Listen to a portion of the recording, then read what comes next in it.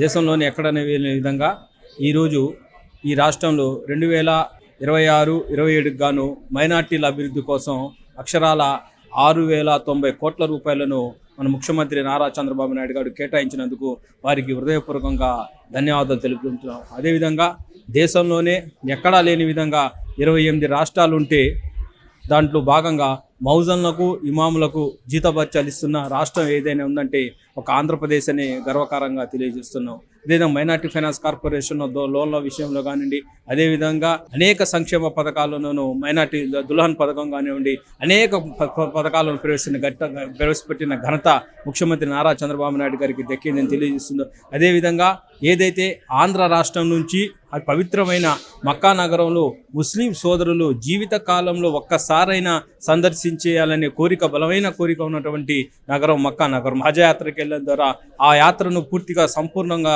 విజయవంతం కావాలని ప్రతి ఒక్క ముస్లిం కోరుకుంటారు.